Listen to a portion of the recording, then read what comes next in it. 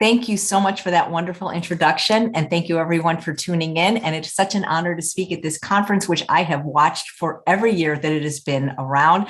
And I'm just so honored to follow Dr. Michael Clapper. My goodness. So I'm so excited to be here. So thank you. So let me just share my screen. There we go. I think I did it correctly. Here we go. All right, so today I want to talk a bit about how you can eat up, slim down, and get healthy. Now, normally when I would give a talk like this, I could see everyone in the audience. And what I would ask you is there anyone here today that has ever wanted to lose weight? And usually quite a few hands go up. And every now and then I have given this talk to only medical doctors, and not a single hand has gone up. And I would say, well, do you know anybody that might like to lose weight? And then definitely every hand goes up, because as I'm sure you know, and you've heard from some of the other experts, we pretty much have an obesity epidemic in this country. Over 70% of people are overweight or obese. And if you talk to Dr. Furman, he says the BMI numbers are skewed, and it's really more like almost 90%. So pretty much everyone either needs to or wants to lose weight, or perhaps knows someone who does. But what I'm here to tell you is the way that I am going to propose to eat for what I call ultimate weight loss is the same way that most of the speakers and medical doctors on this conference, and the ones that I have the privilege to work with and for, will tell you is still the best way to eat for health, longevity, disease prevention, and disease reversal. And I call this the secrets to ultimate weight loss. So why am I so passionate about this? Well, I like to say that the only time before the last 10 years that I was ever at my ideal weight was the day I was born.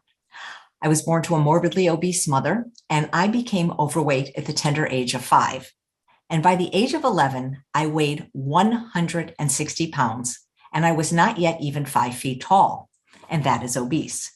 Now, unfortunately, I lived in Sherman Oaks, California during the Northridge earthquake, so I don't have pictures to show you my whole life, but hopefully you will believe me. But I do have photos after the earthquake to show you that in my 40s, the photo on the left, I was close to 200 pounds. The photo on the right was taken when I was 60 years old. On the left, the photo was taken when I was 50. On the right, that was taken when I was 60 years old.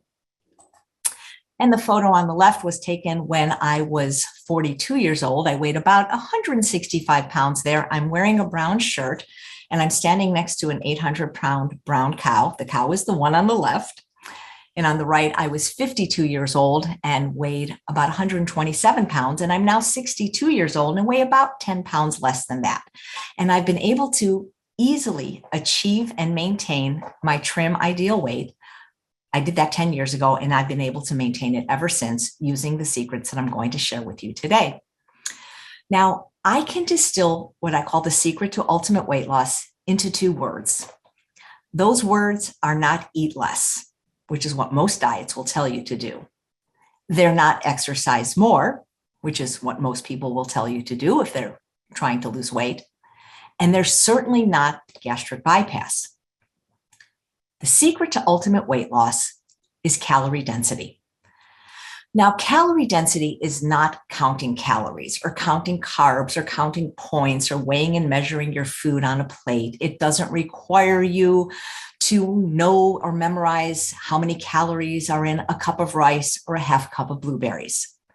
Calorie density simply requires you to know and understand what's called the average calorie density of a few major food groups. So defined, calorie density simply means calories per pound of food. If you were in another country other than the United States, you have a different measurement system, but here it's calories per pound of food. But I like to think of it as actually calories per bite of food, because many people don't really think about the fact that they're eating pounds of food, but everybody eats a certain amount of bites per food per day. And it's how many calories in a given bite of food that is going to determine how easy it is for you to lose weight. Now, where did I learn about this? You know, calorie density has been around ever since food has been around. And I actually learned this from a researcher at Penn State University who I have had the privilege of interviewing a few times now, and her name is Dr. Barbara Rolls, and she wrote a series of best-selling books called Volumetrics. Now, Dr. Rolls has a laboratory at Penn State where she actually studies human eating behavior. Now, calorie density is taught in many of the plant-based programs that I am aware of, many of the best-selling books in the plant-based world, for example. I believe it was 1980 when Dr. Dean Ornish, the first person who successfully reversed heart disease with a low-fat plant-based diet, he wrote a best-selling book called Eat More, Weigh Less.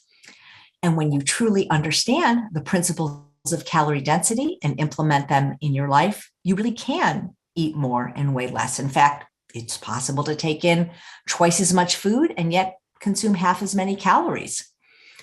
Dr. John McDougall also wrote a best-selling book based on the principles of calorie density. I believe he's a speaker in this conference. His book was called The McDougall Program for Maximum Weight Loss. But it wasn't until I stumbled upon the work of Dr. Rolls, actually for $1. It was at a dollar bookstore after I attended a movie in Burbank, California, that I really understood what Dr. Ornish and Dr. McDougall were saying in their books. And that is because I'm a very visual learner.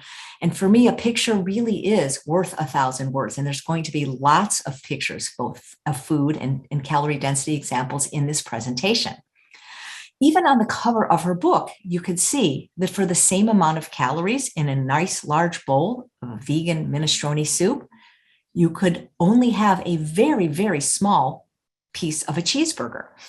But it was really the picture in her book of the raisins, because I love dried fruit. I was throwing it on everything. I was having apples with peanut butter and raisins. But when she had this photo where she said for the same amount of calories, you could have either a quarter cup of raisins or 2 cups of grapes. And I thought to myself, wow, because I'm what you call a volume eater. I'm somebody that likes to eat a large amount of food. But if I want to do that and be slim, I have to learn how to change the calorie density of the food that I eat. And once I understood these principles, it was fairly easy. And I'm going to show you how to do that today.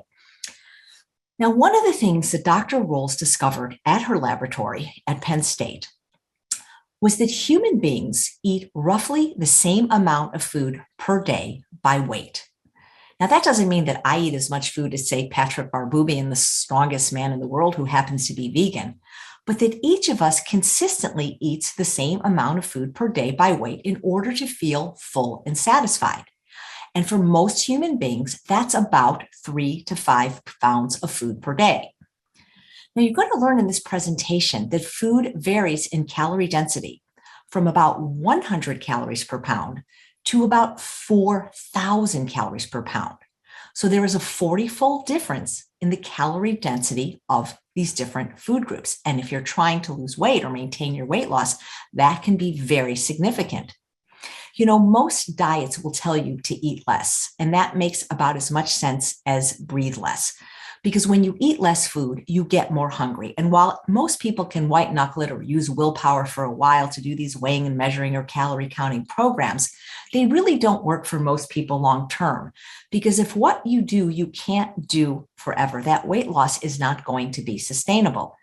But when you understand the calorie density approach and simply instead of changing how much you eat, but change what you eat, you can actually learn to eat more, weigh less, and feel full on fewer calories.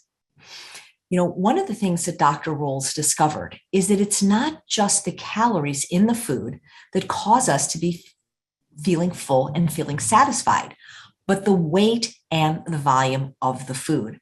And this is really important because there is a way to add both weight and volume to your food with no calories, and that's water. Now, this isn't about drinking more water. Of course, drinking water is very healthy, but she's even done research where she's given people food and had them drink water, and this didn't work for calorie density. The water has to be bound to the food, like you'll learn in this presentation, like, for example, in a soup. You see, water by itself, if you drink it, has very poor satiety because thirst mechanisms and hunger mechanisms are very difficult. And water will exit the digestive tract too quickly for you to feel full from just water. But when water is bound to the food, it makes a huge difference on how full you're going to feel. And if you feel full, you'll be able to stop eating sooner. You ever wonder how come the first 3 letters of the word diet or die? Because when you go on a diet, you'll feel like you're going to die because Eating less food is not sustainable. And when you understand calorie density, you are going to probably be able to eat more food than you're eating now. So what we're going to do together is create a calorie density chart. Now, the food they're going to appear in green are, in my opinion, and I think most of the speakers would agree, the healthiest foods on the planet. Of these, ye may freely eat. The foods in red, in my opinion, and I believe most of the speakers will agree, are the most unhealthy food. Now, the foods in purple, and I should have done this in yellow because then it would have been perfect for a traffic light. Green means go, red means stop, yellow means caution. But because purple is my favorite color, I did it in purple. The foods in purple, now these are very healthy foods, but they happen to be extremely calorically dense. Now, if you were to guess what food, and remember, we're going to be talking about food groups. I mean, of course, there are individual foods in these groups, but you don't have to know individual foods. If you were to guess what food group might be lowest in calorie density, remember I said we have a range of 100 calories a pound to 4,000 calories a pound, what might you guess? And usually when I give this talk in person, people call out things like kale, lettuce, and you'd all be right because it is at 100 calories per pound, non-starchy vegetables. Non-starchy vegetables is pretty much every vegetable you can think of, except ones that are starchy. Things like corn, which is technically a whole grain, parsnips are starchy vegetables, potatoes and sweet potatoes, these would be tubers. But pretty much any vegetable that you can think of is going to be a non-starchy vegetable. And here's an example of some of them. But if you look at this beautiful color photo, some of the things appearing in this photo are technically botanically fruits. For example, cucumber, bell pepper, okra, zucchini, eggplant, and tomatoes. These are technically fruits. We think of them as culinary vegetables, but these actually have only about 67 calories per pound. If you were to Google non-starchy vegetable, you would get a list something like this. And you could conceivably eat a different non-starchy vegetable every day, probably more than every day. You could probably go more than a month without repeating. And so the first secret to ultimate weight loss, or really any healthy weight loss, in my opinion, is to eat more vegetables. You know, most Americans eat over 92% of their calories from animal products and processed foods, and less than 10% from fruits and vegetables. There are some people that eat no vegetables, and vegetable eating has gotten so bad in our country that Congress has declared that French fries are a vegetable, that pizza is a vegetable because of the tomato sauce, and that ketchup is a vegetable. I recommend that everyone make every plate of food they eat, breakfast, lunch, dinner, and snacks, at least half of that plate visually be non-starchy vegetables. Because when you do that, you take the food group that is lowest in calorie density, which is about 100 calories per pound, and then you dilute the overall caloric density of your meal.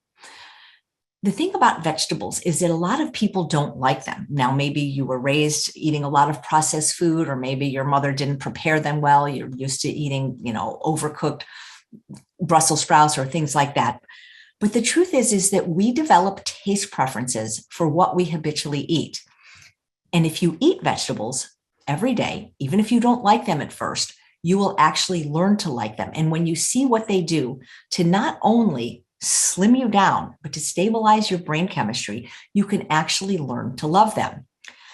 In many of my books and my YouTubes, I teach you ways to make vegetables taste delicious. There are things you can use, like an air fryer. You can use things like reduced balsamic vinegar. You can glaze them, you can roast them, but there are ways to make them taste delicious. They can really help you start not only eating vegetables, but enjoying them. If you know my story, I didn't eat a single fruit or vegetable until I was 43 years old, which is how I got to be almost 200 pounds with the beginning of colon cancer, even though I had been vegan for 26 years. At my 40th birthday party at the Excalibur Hotel in Las Vegas, my husband joked that my wife is the only vegetarian that doesn't eat fruits or vegetables. She thinks Skittles are a fruit. And I did, because for the first 43 years of my life, instead of eating vegetables and starch like I do now for breakfast, Every day for breakfast, I'd have a Coke Slurpee, 27-ounce Coke Slurpee with 8 pumps of vanilla syrup. But now I can't even imagine a life without vegetables. One of the things that is really important with vegetables, especially if you're somebody who identifies with food addiction, is that if you're willing to eat these green vegetables, these cruciferous vegetables like the kale and the Brussels sprouts and the broccoli, they actually have a compound in them called thylakoids. And these thylakoids not only block fat absorption, which makes it easier to lose weight, but they turn off the hunger switch, which means it makes you less hungry, and it makes it so that you don't crave all the sweet and junky food. And that is why I recommend that everyone, especially those that suffer from food addiction and want to lose weight, have at least half their plate vegetables at every meal, even including vegetables. Oatmeal and fruit is a very healthy breakfast, but if you're somebody struggling with sugar addiction, the best thing you can do is add greens to every single meal. You know, if you think of cultures around the world that are not as overweight or obese as Americans, who comes to mind? Because there is a population of people, the Asian culture, that has a lower obesity rate than us. They have about a 3% obesity rate. And even though their diet is primarily based on starch and white rice, they are a culture of people who have always eaten and loved vegetables. As a matter of fact, I used to be a comedian and I have toured in Asia, and vegetables were part of my breakfast. When I was working as a comedian in Japan, I was staying in a hotel, and what they served me and what they served everyone for breakfast, they didn't know or care that I was vegan, was a miso vegetable soup, rice, and salad. And that was my breakfast in Japan. Other countries eat vegetables as part of their breakfast. Kimchi in China, even in the Netherlands, and then where they have maybe herring in pumpernickel bread for breakfast, they will have it with lots of onion and tomato and cucumber. And so this idea of starting your day with vegetables, starting your day in a savory way, is really one of the secrets to both conquering your food addictions and losing weight. You know, they did a study at Tufts University where they found that the people who consistently eat the most vegetables are people who consistently have the lowest body weight and BMI. So if you're struggling with weight and food addiction, the best secret I can give you is to start eating more vegetables, and start right now and include them in every meal. You may not like them at first, but the more you do it, you will learn to actually love them. You know, Conan O'Brien has said that for the first time since 2007, the FDA has approved a new device to treat obesity. This amazing breakthrough is called a vegetable, and it's true because we are so lucky that the food that is lowest in calorie density is also the food that is highest in nutrient density. So you don't have to worry about your nutrients when you're eating foods that are low in calorie density. Nature already skewed it in our favor. Now, there is one problem when you eat a lot of vegetables. Your doctor may say something like this to you: stop eating so many vegetables. I can't seem to find anything wrong with you, because these really are the healthiest foods, the most longevity promoting, the most brain health promoting, the most weight loss promoting foods on the planet. And it's a food group that most Americans, unfortunately, eat very little of. I believe that you can train your body to crave healthy food. And if you read my book or heard my story, I truly, even as a vegan, because I've been vegan for 45 years now, did not eat any fruits or vegetables till I was 43 years old.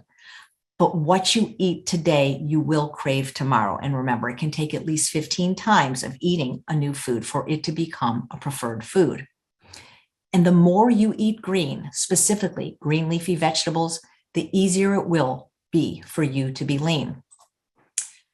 Many years ago, somebody posted this on my Facebook page, that no one has ever gotten fat by eating too much kale. And that's absolutely true. However, we would prefer for weight loss, or at least for ultimate weight loss, that you chew it, not blend it or juice it, which I'll get to in a moment. But think about this. There's a concept known as your BMR or RMR, your basal metabolic rate, your resting metabolic rate. Most people require at least 10 calories per pound of body weight. So let's just say, because I'm bad at math, that you weigh 160 pounds. Well, you're still going to need 1,600 calories, even if you were laying in bed with a broken leg, just to beat your heart, function your brain, breathe your lungs. Now, how many people could honestly say they could eat 16 pounds of non-starchy vegetables a day? When I was losing weight and 50 pounds heavier, I was eating about 4. I now eat about 2, and I feel so full all the time, and I feel like I'm eating all day. You really can't overdo these non-starchy vegetables. And I always say to people to know the difference between true hunger and addictive eating. If you're not hungry enough to eat vegetables, you're probably not hungry. So after non-starchy vegetables at 100 calories per pound, and we already learned there's several of them that are even lower in calorie density at about 67 to 72 calories per pound, the next food group is 300 calories a pound. Now, truthfully, many of the things in this food group are lower in 200 calories a pound. A few are higher at 400 calories per pound. But this is average calorie density. So the food group that's 300 calories per pound is fruit. Now, some fruits that are lower in water, like bananas, might be 400, but the truth is many of the fruits, especially the lower glycemic, higher water fruits, like berries and apples, are really only about 200 calories per pound. So we'll just say that fruit has an average calorie density of 300 calories per pound. Now, fruit has been vilified by many people and saying that it causes diabetes, and nothing could be further from the truth. If you don't believe that, I encourage you to check out the work of New York Times bestselling authors, Dr. Cyrus Khambatta and Dr. Robbie Barbero, both who have type 1 diabetes and live on a primarily fruit diet. I've never personally seen a heavy person walking around eating an apple, and it is impossible to be overweight or obese just eating fruit or just eating fruits and vegetables. It is mathematically impossible. You may have heard of people called the 80-10-10ers, or people that follow a fruitarian diet or a low-fat raw vegan diet, and they eat only fruits and vegetables, maybe a tiny bit of nuts and seeds. These are the leanest people on the planet, because at this average calorie density, you would have to eat so many pounds of fruits and vegetables, it just wouldn't be possible. And the truth is, fruits and vegetables are so high in water, they require so much chewing, that you almost burn more calories just by ingesting these high water, high nutrient foods that are full of water, fiber, vitamins, minerals, phytochemicals, antioxidants, and micronutrients. And as I mentioned earlier, most Americans eat less than 10% of their calories from fruits and vegetables. So I was a sugar addict for the first 43 years of my life, and I didn't eat any fruit. When I would eat fruit, or have to eat fruit, because maybe that's all there was, like say strawberries, which is now my favorite fruit, I would have to put sugar on it. And now sometimes when I eat fruit, especially things like envy apples, I find it's almost too sweet, and I can barely even eat dried fruit before, because my tastes have changed. I've neuroadapted because I don't eat sugar, oil, salt anymore. So these whole natural foods like fruits and vegetables actually taste very, very sweet to me. And when I see a photo like that, to me, it's like looking at a hot fudge sundae. Now, I want to explain to you why I think for experiencing weight loss, ultimate weight loss, we want to eat our food whole, not juiced or blended. And I'm not saying you can never have juice or never have a smoothie, but here I'm talking about the secrets to ultimate weight loss. Now, our stomachs are about the size of a cantaloupe. They hold about 1 liter of food, which is about 4.22 cups. We have lining our digestive tract something known as the mechanisms of satiation. We have stretch receptors, nutrient receptors, and calorie receptors. In order for us to feel satiated, which literally means the end of hunger, we need to activate all 3 of these mechanisms of satiation. Now, these 2 glass jars are identical in size, and they both contain 500 calories worth of apples. Now, remember, apples are 200 calories a pound. So I went to the store, I weighed out 2.5 pounds of apples, and what I got was 6 apples. Now, I'm sure there's going to be an outlier everywhere, but let's face it, guys, most people just can't eat 6 apples in one sitting. I tried, and after 2, I was pretty full. But if I take those 6 apples and put them in my juicer, you can see how much apple juice I have. Now imagine this was your stomach. What do you think is going to fill you up more? And what do you think is missing from the apple juice that is in the whole apples? Well, if you said fiber, you would be right. And the second secret to ultimate weight loss is fiber. Make sure everything you eat is not only from a plant, but from a whole plant with the fiber and water intact. Fiber has very few calories. I believe it's 2 calories per gram or less. But it's really important where weight loss is concerned, because fiber tricks the brain into feeling it's full on fewer calories. Fiber is also important to every bodily process. It flushes out waste material, it binds to cholesterol, and it makes you feel full on very few calories. So the problem with the apple juice, or any kind of juice really, is that it lacks the fiber, which is really the most important component, along with water, to feeling full. Also, the problem with drinking apple juice is that when you remove the fiber, now what happens is when you ingest it, your blood sugar is raised much, much more quickly than when eating a whole apple. And when your blood sugar is raised more quickly, your insulin levels are raised much more quickly. And insulin is the hormone that is responsible for driving fat into the cells. Yesterday I appeared on someone's show making some recipes from my new book. And as I was prepping the recipe, it called for 1 cup of orange juice in the sauce. Well, I didn't have any orange juice, so I had to juice the oranges by hand. Do you know how many oranges it took for me to get a cup of orange juice? 6. Most people don't sit down and eat 6 oranges, but many people can easily down 1 or more cups of orange juice. So the idea is you want to eat your food whole, not juiced. And for weight loss, also not blended. And let me explain why. So now in this glass jar, we have applesauce. Now, this would be the idea of having a green smoothie. And I'm not saying to never have a smoothie or that they're unhealthy. But again, if you're trying to experience ultimate weight loss, you want to chew your food. Now, first of all, one of the things I want to say is satiety actually begins with the eyes. And this is why I'm not a fan of these weighing and measuring programs that tell you to have 17 ounces of food a day, carefully weighed and measured on your scale, and only 7 ounces of vegetables. Because when you see large volumes of food before you eat, you expect to be satisfied. That's one. And that's bulking up foods with vegetables in any manner is going to help you do that. But the problem with the Vitamix, and by the way, I'm a fan of the Vitamix. I have it. I love it. I use it. But where weight loss is concerned, it artificially reduces the bulk. And when you reduce the bulk, you reduce the volume, and that reduces satiety. Again, think about these jars as your stomach. Now, the fruit puree, which is known as applesauce, it still has the fiber and it still has the water intact. But what it is it's a great reduction of volume. And it is much easier to overeat or eat a greater amount of food when the volume has been reduced. The fruit puree does not raise the blood sugar as much as the fruit juice, but it still raises it much more quickly than the whole apple. And again, as we discussed, when your blood sugar is raised more quickly, your insulin is raised more quickly, and insulin is the hormone responsible for driving fat into the cells. So imagine a green smoothie. And again, I'm not bashing green smoothies. I drank them for years and I couldn't lose weight. Now, they were a much healthier choice than the Coke Slurpees that I was having for breakfast.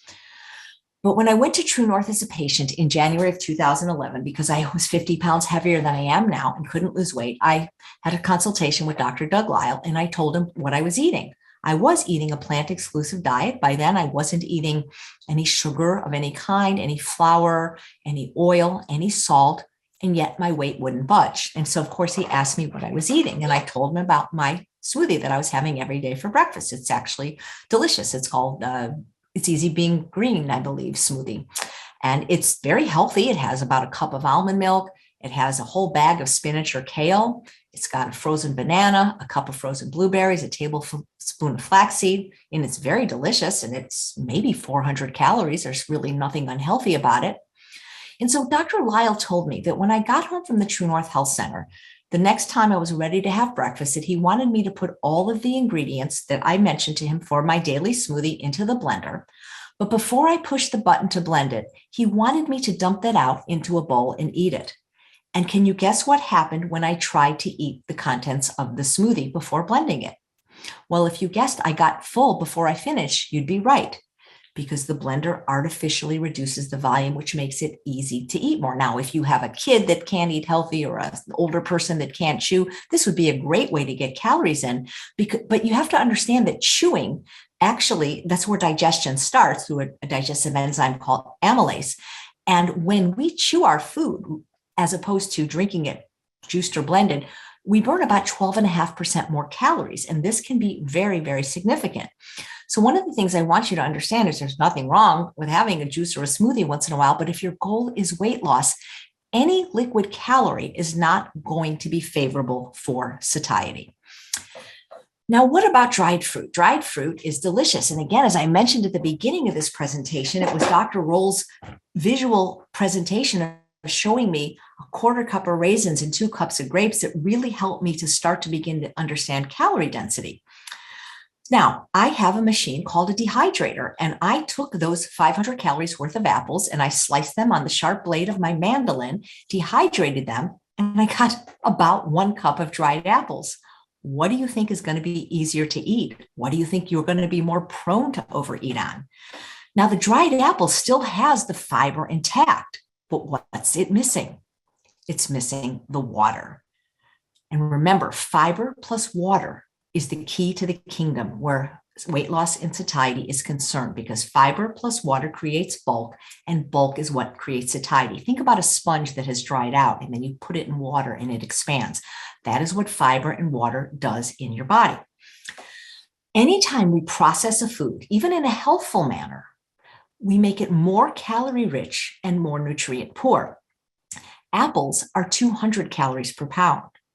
Dried apples are 1,300 calories a pound, and the same would go for grapes and raisins. So let's look at all of the incarnations of the apples. All of these jars have 500 calories of apples: 6 whole apples, apple juice, applesauce, and dried apples. What do you think is going to fill you up more? And if you guess the whole apples, even if you could eat all 6, you would be correct. So now remember, we're not talking about individual foods, we're talking about food groups, and we will work up to the next food group. And these are groups of food. This happens to be my favorite group of food. It's Dr. John McDougall's favorite too. And this ranges in calorie density from 400 to 600 calories per pound. And if you would guess starch, you would be right. Or some people like to call them unrefined complex carbohydrates. Now, carbs have gotten a very bad rap by people that don't understand what most of the speakers on this conference are teaching. And I agree that a lot of carbs are bad if they come from processed sugar and processed flour and alcohol.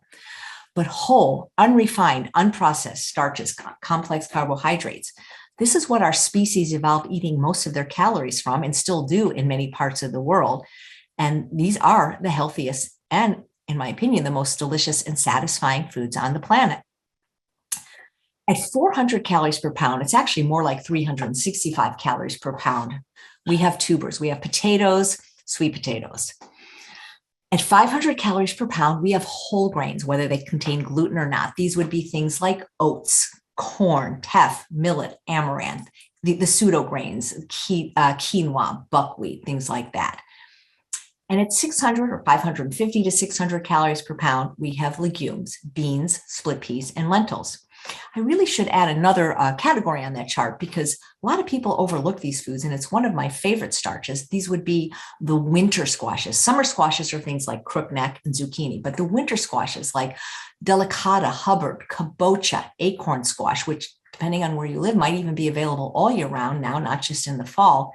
These are only about 200 calories per pound. You know, I love how Dr. McDougall often says that starch is to the hunger drive like oxygen is to the breathing drive. And God bless all the raw fooders that can eat just fruits and vegetables. I don't know how people live without starch, because it really is so satisfying. You know, I know a lot of people are familiar with what's called the glycemic index, but I don't know if anyone is familiar with Dr. Susanna Holt's work, which is called the satiety index. And what she studied is all the different foods based on how filling they were. And again, if you're trying to lose weight and you want to still feel full on fewer calories, you're going to have to increase not just the volume of the food, but the satiety that the food gives you. And the food with the absolute greatest satiety is potatoes. You know, a lot of people think, well, if I don't eat a lot of protein or a lot of fat, I won't feel full. But the truth is, the reason fat can make you feel fuller or think you're fuller is not because it has greater satiety, because it actually has weak satiety when compared to the potato, but because it has a caloric density much greater, 9 calories per gram, as opposed to a potato, which has a calorie density of 1 calorie per gram. Okay, so what's this red line about? Well, I don't know if you can see this, but I wear this bracelet that says, eat to the left of the red line. I didn't always know PowerPoint, and sometimes I think I still don't, because such a hard time delivering it. But many times I would have a client come to me in person for one-on-one coaching for weight loss. And the presentation that I'm giving to you now, I would basically give to the client in person on a large, dry, white erase board. And I would teach them everything that I'm trying to articulate to you today. I had given the complete presentation, and afterwards, the client scratched her head and quizzically looked at me and said, well, what am I supposed to eat? And out of frustration, I took a red Sharpie and drew a vertical line, and I said, just eat to the left of the red line. And so I'm going to talk about what eating to the left of the red line means right now. And I'm going to show you what kinds of foods you can eat to the left of the red line. But first, I want to tell you, but thanks to the research of people like Dr. Rolls, it was discovered that if you keep the average calorie density of the food you eat to 567 calories per pound a day, and we can round up to 600, which are the foods that I'm showing you right now to the left of the red line, fruits, vegetables, whole grains, and legumes, that almost everyone can eat what's called ad libitum, as much as they want, as often as they want, whenever they want, as long as they're these foods, and as long as you're not dousing them in chemicals like sugar, oil, flour, alcohol, or salt. And most people will find that they can do this. Now, again, comfortably full means I'm satisfied, not I'm Thanksgiving full and want to throw up. And so if you're somebody that likes to eat and not have to worry about portion control simply by changing what you eat, you're not going to have to worry anymore about when you eat or why you eat or how much you eat.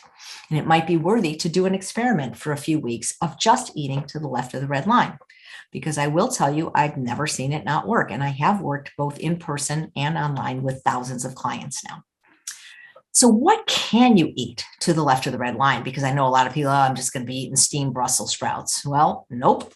So this is a picture of my last year's Thanksgiving dinner. There's so much there. There's a stuffed acorn squash with an apple and wild rice stuffing. There's all kinds of vegetables. And back right, we have a sweet potato pie, and we have all kinds of roasted vegetables and air fried potatoes.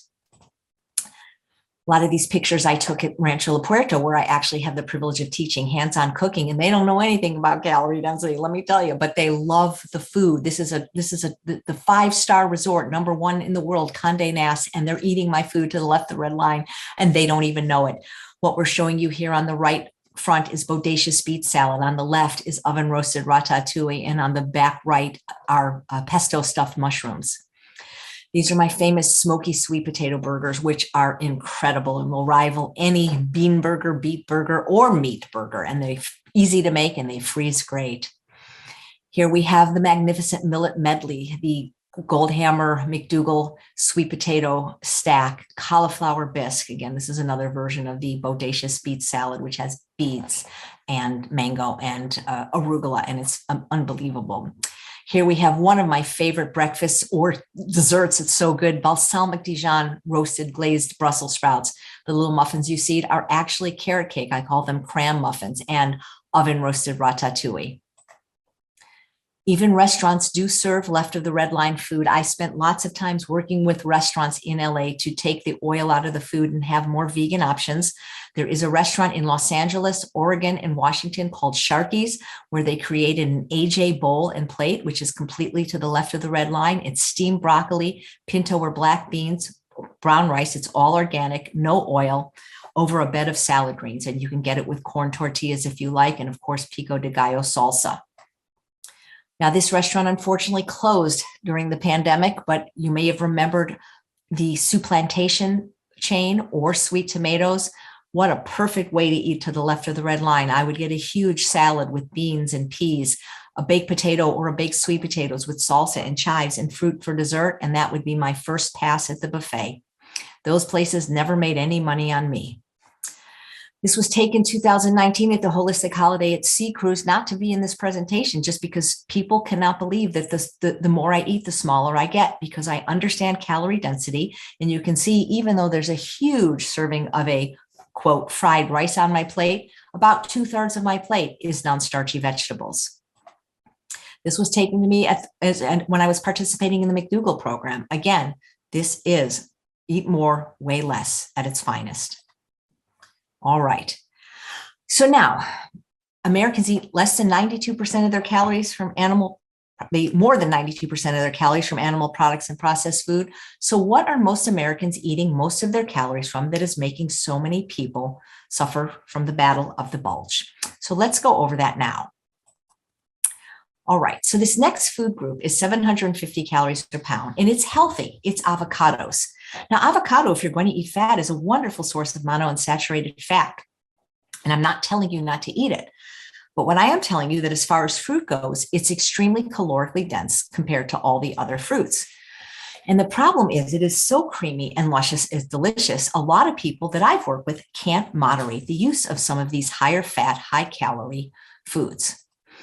Now, with avocado, I ask people when I'm doing this live and they'll shout out, what do you think a serving of avocado is? And a lot of people say a half. They'll sometimes say 2, 1, a fourth.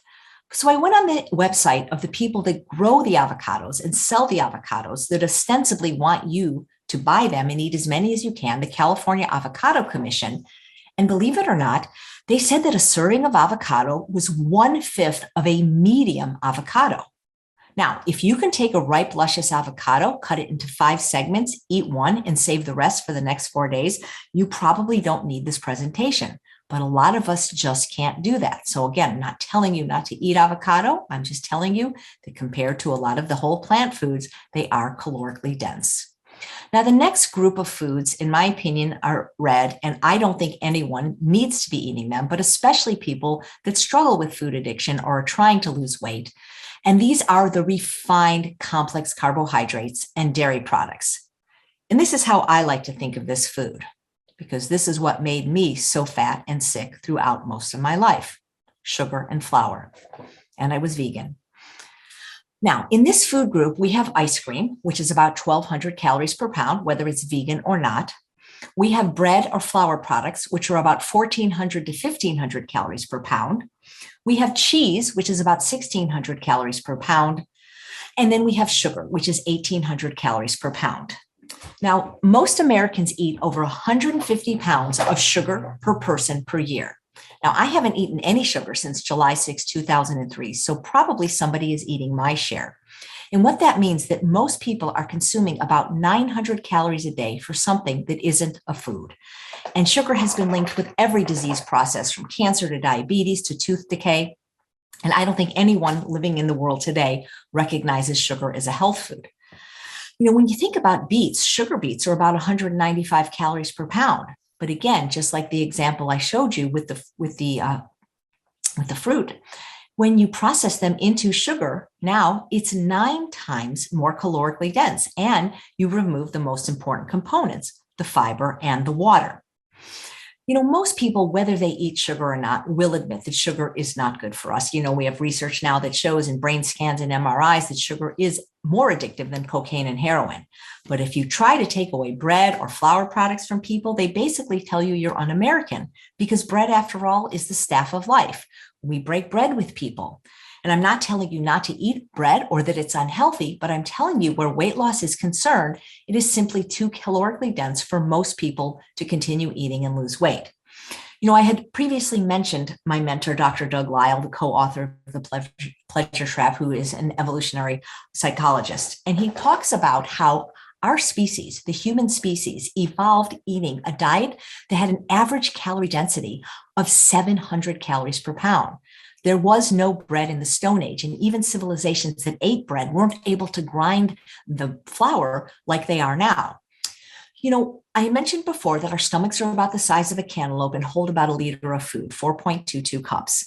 Now, I can easily fill my stomach with some cooked brown rice, which I often do. That's about 500 calories, or about 2.5 cups, and I would feel full, activating my mechanisms of satiation. But if I take that brown rice and grind it into brown rice flour to make a gluten-free bread or dessert, I would now need 3 times as much, 1,500 calories, to fill the same space in my tank. The other problem with grinding grains in the flour is this: people that are susceptible and vulnerable to the effects of food addiction, for us, sugar and flour go through the same refining process as drugs and alcohol. And for us, it creates an opiate-like effect in the brain, and it is more drug-like than food-like. But for anyone, when you take a whole grain and cut it with a sharp blade, you now have what's known as a broken grain. And a broken grain has an increased surface area, which means that when you eat it, you have increased absorption in the intestines. And when that happens, your blood sugar gets raised more quickly. And when that happens, your insulin also gets raised more quickly. And as I had mentioned before, insulin is the hormone responsible for driving fat into the cells. So just a recap of the calorie density of these food groups. And I will tell you that the many people I've worked with, all food addiction lies in this group. The refined complex carbohydrates, the sugar, the flour, the dairy, and the alcohol.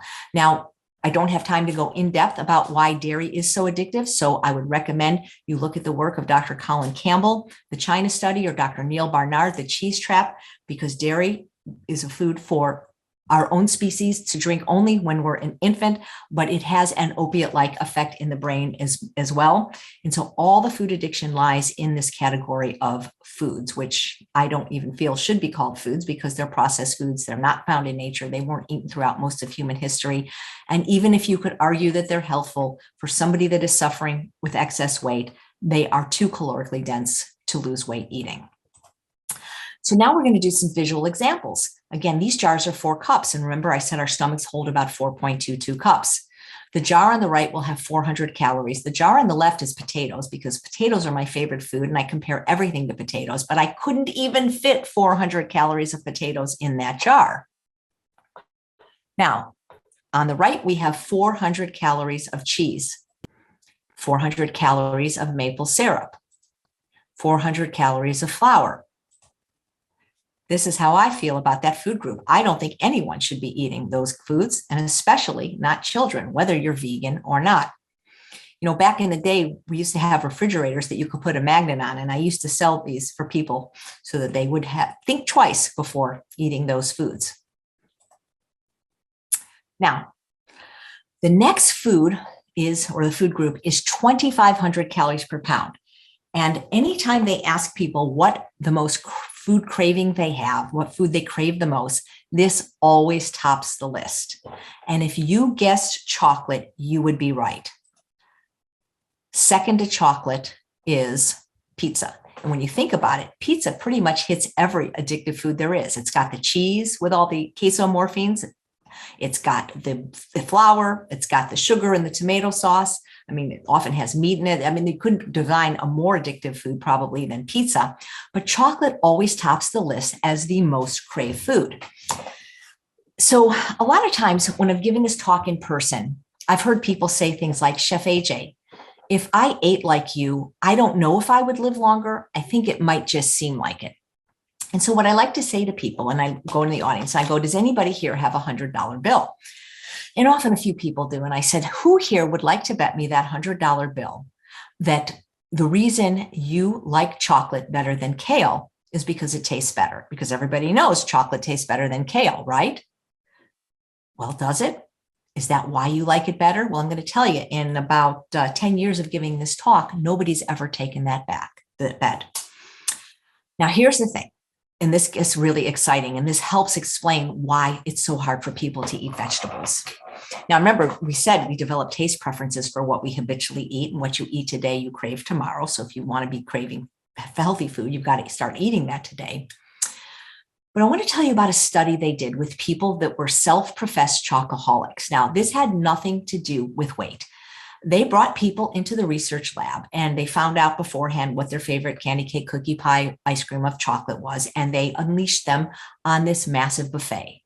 But before they unleashed them, they gave them an injection of a drug called naloxone. When I do this talk in person, I say, does anybody know what naloxone is? And there's always at least one person that raises their hand and I go, oh, a heroin addict. And I'm sure you're not, but that usually gets a chuckle. Well, naloxone is a drug that is administered in an emergency room setting. If somebody would have what could be a fatal heroin overdose, it blocks the blood-brain barrier so that that fatal overdose will not kill the person. Well, when they injected the chocoholics with naloxone, they walked over to the buffet. They looked for their favorite piece because they had filled out a questionnaire as to what their favorite was. They picked it up, they took a bite, and they put it down. And they had no more interest whatsoever to eat the chocolate. Now, why is that? Did the chocolate cease to become creamy and delicious, and excellent tasting? Or was something happening in the brain that made it not so desirable? Well, this is something that I learned at the True North Health Center from Dr. Goldhammer and Dr. Lyle about the pleasure trap.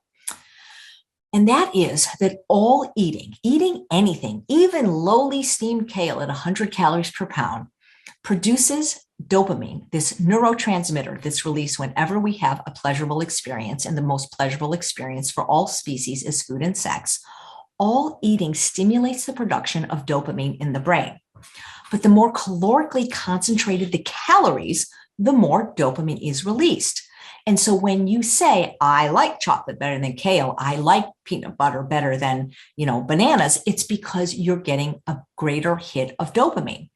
And most people don't get it any other way in life. A lot of people don't do anything to make themselves feel good other than medicating with food. People don't exercise. They don't do things like volunteer work or other things that will make them feel good. They use eating as the only way to medicate and to celebrate.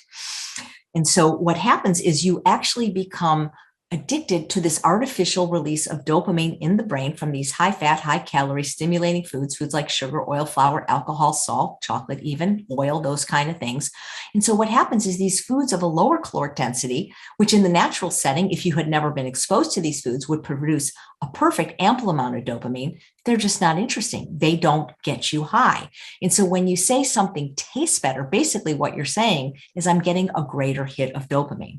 Many people, especially if they've suffered with compulsive eating, food addiction, and weight for a long time, they just don't produce enough dopamine in the brain anymore. A lot of people are born with low D2 sensitivity. And so when you understand this, or at least when I understood this, it made a lot of sense to me, because it's going to take some time to neuroadapt for you to start receiving the same amount of pleasure from these less stimulating, more calorically dilute foods. And I hope this is starting to make some sense to you. So the next category of food, it's 2,800 calories per pound. That's the average, but it really is more like 3,200 calories per pound. And this is why I stayed so fat for so long, because I thought I was doing the healthy thing by eating this. And these are nuts. But first, I just want to show you, this is what 500 calories of chocolate looks like. This slide, I apologize, was out of order. That's not even 400 calories per potato. That's one bag of M&Ms with peanuts. And that's 500 calories. So I look at everything as how many potatoes I can have. So now the nuts, seeds, nut butters, and tahinis. Well, seeds are a little bit less calorically dilute. They're about only 2,600 calories per pound, but nuts can go up to 3,200 calories a pound. And again, these are very healthy, but these are very calorically dense. And this is why I stayed so fat for so long, because even eating a mere 1 ounce a day, I could not drop any weight. Remember, our ancestors did eat some of these foods, but they came in a hard shell for a reason, and they were seasonal. And they weren't going to Costco and eating 3-pound bags of roasted salted nuts. So these are nuts. And to me, these are a real pleasure trap food. I find them very, very hard to moderate the use of. And many of the people I work with feel the same way. And you can see in terms of calorie density, 400 calories of walnuts, or not even 400 calories of potatoes. What is going to fill you up more? Remember, you need volume if you're going to activate stretch receptors. And when I mentioned about how when you process a food, you make it calorie rich and nutrient poor, when you process it, just like with the smoothie, you also decrease the volume. So look at these. When you take 4 ounces of whole nuts and make it into nut butter, it's about half as much now. And that peanut butter there for 400 calories, that's not going to fill you up. I mean, that's barely going to coat a piece of bread if you could even eat just one piece of that. So for me and many other people I work with, peanut butter is akin to crack. Now, I want to show you a real example from a real world, my real world. Now, for 8 years, I had the privilege of working at the True North Health Center. And I know that Dr. Goldhammer has been a speaker and is a speaker on this wonderful conference. And I worked there from anywhere from 2 to 5 weeks every Christmas, running a program called the Holiday Extravaganza. And we were permitted to serve whole food desserts during that time, made out of things like fruits and nuts. So what you see on the left is something that I call the world's healthiest pecan pie, which we serve there every New Year's Eve. And it was allowed by Dr. Goldhammer. There's only 2 ingredients, raw pecans and raw dates, and that's it. And what you're seeing on that plate is 1/12 of the pie, which is what we serve to each patient. Now, for my mouth and the way I eat, that was about 8 bites of food. Remember, we said at the beginning, calorie density can also be looked at as calories per bite of food. So that's about 8 bites of food for me, maybe 10 if I'm not scarfing it. That piece of pie has 750 calories, almost 40 grams of fat. The plate on the right is a typical lunch that I would eat. That's a roasted Hannah yam that probably weighed about 2 pounds before cooking, 1.5 pounds after cooking, and 4 artichokes steamed. And that has about 600 calories. Now, what do you think is going to fill you up more? So here's an example from my life. I was eating 1 ounce of nuts a day for a year, and I could not drop weight. But once I got the fat out of my diet, and I know Dr. McDougall is speaking on this conference, and he can speak to why for some people, especially women, and especially people that have been overweight a long time, because we all vary in the degree to which how much fat we can eat and remain fat. When I switched it, a food that was 3,200 calories per pound to one that was less than 400 calories per pound that has been vilified throughout most of my existence, I finally dropped weight. And I want to take a moment to talk about potatoes, because a lot of people bash potatoes, especially white potatoes. You know, if you look at even throughout human history, there have been studies done with only potatoes. If you were to Google KON, the KON potato study, and this was not about veganism or anything, these people were actually athletes and they ate nothing but white potatoes for a year. They actually had to add oil to their diet to get enough calories. And after 1 year of eating nothing but potatoes, they had 0 nutritional deficiencies. Andrew Spudfit Taylor is a gentleman from Australia who suffered from depression and food addiction and ate nothing but potatoes for 1 year and regained his health and lost 120 pounds. And at the end of his experiment, again, had no nutritional deficiencies. Chris Voigt was the head of the Washington Potato Commission, and he actually spoke at one of Dr. McDougall's conferences. Now, he wasn't even vegan, but he was upset that the government said you could no longer use food stamps to buy potatoes. So he ate nothing. I think his blog is 20 potatoes a day or 30 potatoes. I'm sorry, I don't remember. I could look that up. But the point is doing that, not even in a healthful vegan way, he still lost weight, lowered his triglycerides, lowered his cholesterol. So potatoes are pretty much nature's perfect food for health and weight loss. Now, again, I'm not opposed to people eating nuts, but I can tell you that for most people that suffer from food addiction, they have a hard time moderating the use of them. So I recommend doing seeds, things like flaxseed or chia seeds. Usually for most people, a tablespoon of ground flaxseed a day is sufficient to get enough of your omega-3 fatty acids. I have not added any overt fats to my diet in over 10 years. I get my blood tested every year at my physical for something called my omega-3 fatty acids. It's a blood test called the fatty acid profile, where they test my omega-3, 6, my ratio, my ALA, my EPA, my DHA. And because I'm not eating anything competing like oils or omega-6s, and because I eat so many greens, every year my fatty acid profile gets better and better. So don't think that you have to eat nuts. A tablespoon of ground flax or chia for most people a day is absolutely perfect if you're worried. Now, I did devise a way to tell if people are eating too many nuts, and this is how. If you look like Curly. Okay. So now 4,000 calories a pound, we have something that I don't even consider a food, but it's on the chart. And this is probably the easiest thing to take out of your diet if you want to experience any weight loss. And that is oil, all oil. Yes, even cold pressed extra virgin olive oil, blessed by the Pope. Oil is the most calorically dense, nutrient poor food on the planet. Oil is a triumph of science over marketing. And yes, we do need fat, but if you want to eat fat, eat it the way God and nature intended in its whole food form, nuts and seeds and avocado, and maybe even whole coconut. But remember, those came in a hard shell for a reason. Oil is for cars. It's not for humans to ingest. And while this is a lecture on weight loss, I know that Dr. Esselstyn has been a speaker in this wonderful conference, and he's talked about how oil is injurious to our endothelial cells. These are the life jacket of our circulatory system. And if we want to prevent and reverse heart disease, it's something we have to take out of our diet. But I want to talk to you about it in terms of caloric density. 400 calories of oil doesn't even register to your satiety mechanisms. You can barely even see it in the jar. And the thing that's so interesting is I did an experiment on my husband against his will. And let me tell you about this. So in 2008, it was August 1st, 2008, I adopted an SOS-free plant exclusive diet. I was already plant exclusive, but I was still eating some sugar, oil, and salt. When I heard Dr. Esselstyn speak that we can be bulletproof against heart disease, I just gave it up on the spot. Well, I did all the cooking in the family, and I still do. And I would make my husband's breakfast, send a lunch with him to work, and then make his dinner. And all I did was I took out the oil. And about 7 months later, and my husband's very tall, he's 6 feet tall, and he's never been overweight. And about 7 months after dropping the oil, we had to go to a bar mitzvah on a Saturday, and he went to put his suit and belt on, and he could no longer buckle his belt. It was way too big. And we didn't own a scale at the time. He's like, oh my God, I must have cancer. He didn't know. He lost about 13 pounds. Now, if somebody that was already quite thin, that doesn't need to lose weight, that doesn't want to lose weight, that's being experimented on against their will, could lose that much weight just by omitting oil, imagine what you could do if you did it on purpose. They've also done experiments at restaurants where they have created meals that you would typically get at a restaurant, like say a pasta primavera, where the pasta is cooked in water and there's oil and salt in the pasta water. When they take the pasta out, they douse it with more oil and they make a marinara with oil. And then they make one at home that I would make, like from one of my books, where I'm using a gluten-free pasta that's not cooked in oil, where I'm not adding extra oil or butter or steaming the vegetables and making a marinara without oil.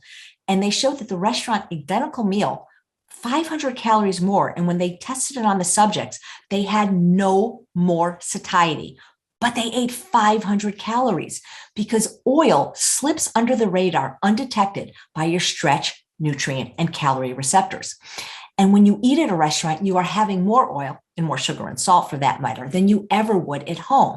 And here's the thing, restaurants don't have to tell you how much oil they use. And it blew my mind when I learned this from some of these doctors, is that yes, even restaurants, they give you calorie counts in their food.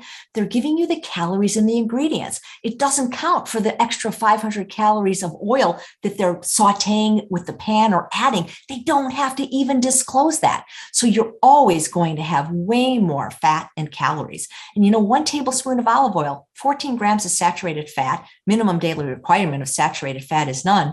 And for the same amount of calories in 1 mere tablespoon of olive oil, you could have 2 pounds of zucchini. What's going to fill you up more?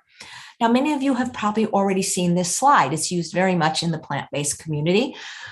But again, the 400 calories of oil barely gets registered by our mechanism of satiety. And we could put 400 calories of animal products like chicken or cheese or anything in there. And yeah, you'll have a little bit more fullness.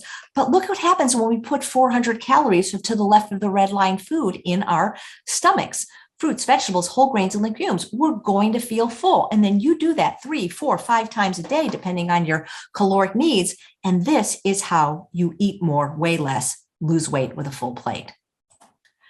Now, I'm sure you're familiar that Dr. McDougall has been saying this for over 40 years. The fat you eat is the fat you wear. And you may remember from a high school biology class that all protein has 4 calories per gram, carbohydrates, 4 calories per gram, alcohol, 7 calories per gram, and fat, 9 calories per gram. And I really do need to add to the slide fiber, which has 2 calories per gram or less, and water, which has 0 calories per gram. Now, I'd like to talk about alcohol first. Now, first of all, I mentioned earlier that liquid calories are never favorable for satiety. And I have personally never worked with a client, especially a female one, that was able to lose weight while including alcohol in their diet, unless they were willing to then portion control and calorie control their other food. But this is a health conference. It's called The Real Truth About Health. And the real truth is alcohol is not a health food. It's a herd food. And all the research that has recently come out of Oxford is saying that no amount of alcohol is regarded as safe for brain health. That even moderate drinking will shrink your brain. And we've known for a long time that it creates cancer in every cell it touches. And it's just not a health food. So if your goal is health in addition to weight loss, and by the way, when you eat the diet that makes you healthy, the weight ceases to be a problem, then alcohol is not something you're going to include really ever.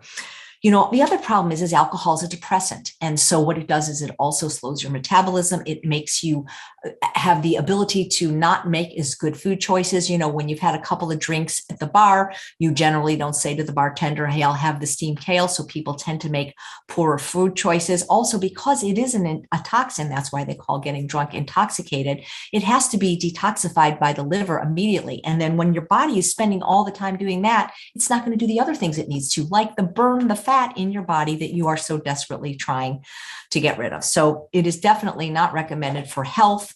Any potential benefit from the alcohol would be found in the grape. And I'm so thrilled that the Shirzais have come out, that the well-known vegan plant-based neurologists are basically saying no alcohol, unless you generally want to get Alzheimer's or cancer.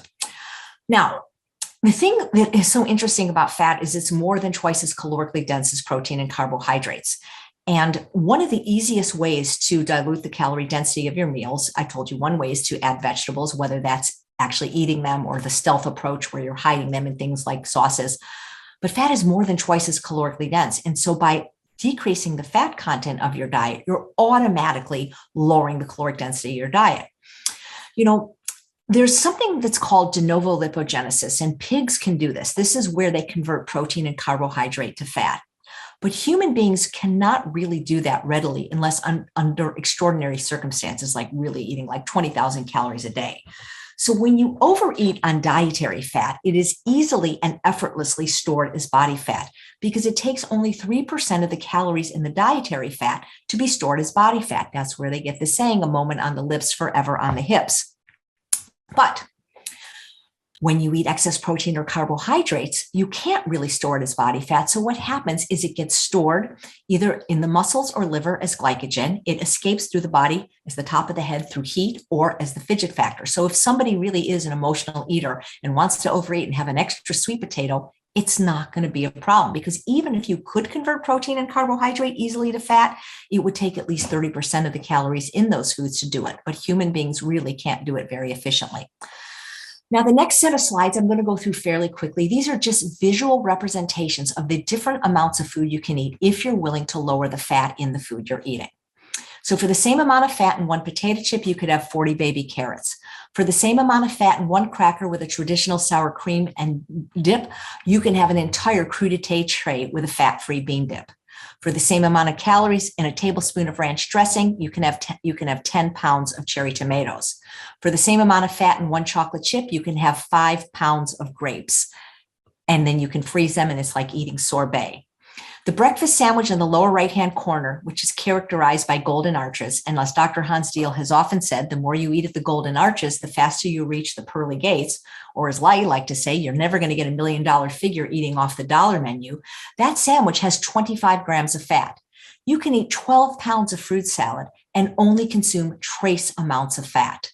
You can have a fun-sized bag of M&Ms or 13 apples for the same amount of fat, or have a huge bowl of vegan chili or the world's tiniest bite of pizza. You can have a huge bowl of salsa or 2 tablespoons of guacamole. And again, guacamole, avocado is not unhealthy, but I want to tell you about the time that I was working at the True North Health Center, where they prescribed a plant-exclusive, SOS-free, lower in fat, all-you-can-eat ad libitum diet. We didn't get guacamole there more than about once a month, and it would come out once a month, and then it would be there as a topping to put on the roasted potatoes that the chefs would make. The dinner plates at True North are 11 inches, which is about 3 inches bigger than the average dinner plate that most of us have, because Dr. Goldhammers is trying to encourage us to eat as much salad and steamed vegetables as possible. So we haven't seen any guacamole in about a month, and most of us filled half of our 11-inch dinner plates with guacamole. And Dr. Goldhammer said, does anybody know what a serving of guacamole is? And nobody raised their hand. And he said 2 tablespoons. And I said, you mean per chip? And he said, no, per day. And sure enough, if you look at a package of commercial guacamole, that's what it says a serving is. If you can do it, then do it. But most of us can't. And you can have huge amounts of salsa. And salsa, in my opinion, should be a food group. There's so many different varieties and ways to make them. You can have the world's smallest hot fudge sundae or a huge bowl of fruit sorbet that you can make in any one of those wonderful Yonanas machines, Blendtec, Vitamix, Champion Juicer. You can have a huge salad with balsamic vinegar dressing, but the minute you put some cheese on it, now we have 7 grams of fat. You can have 1 donut or 70 oranges, For the same amount of fat, you can have 1 M&M with peanut or 9 jumbo strawberries. And if you want that chocolate flavor, why not drizzle a little bit of California balsamic chocolate vinegar on it, because that doesn't have any fat. You can have let's see, that is 26 oranges or 1 truffle. You can have 1 peanut or 3 cups of air pop popcorn. But keep in mind, air pop popcorn is not a weight loss food. It is 1,800 calories a pound. It is missing water. Remember that, want that water and that fiber together. So you'd be much better off eating whole corn, which is 500 calories per pound. And did you know it takes about 16 years of corn to make 1 tablespoon of corn oil? Most people can't eat that much corn, but you can certainly eat that much oil very easily. 44 olives to make 1 tablespoon of olive oil. You can have 2 huge baked potatoes. And if you're near a Wendy's, they make the fluffiest, best baked potatoes. I eat them all the time. Or you could have 2 French fries. Or you could have the best of both worlds, get an air fryer and take those 2 potatoes and have all the French fries you want. So just to review, the foods in the left, the foods to the left of the red line, the foods that are in green, these are the healthiest foods on the planet. They come from whole plants. They're found in nature. They contain vitamins, minerals, antioxidants, phytochemicals, micronutrients. They contain fiber and water intact, which creates bulk and it creates satiety. The foods in the red, these are processed foods. They are not found in nature. They contain very few to no micronutrients and very little to no water or fiber. And so they contribute very little to satiety. The foods in I can't speak. The foods in purple are very healthful foods, but they're very calorically dense. And in my opinion, best included in small amounts after weight loss is achieved. Okay, so does this plan work? Well, it worked for me. But what about everybody else? So I'm just going to quickly go through pictures of people that have been in my program or that I work with. That's Angela. Works for men too, and even people in their 70s. That's Will and Faith. They're wonderful bloggers and YouTubers now. Works for couples.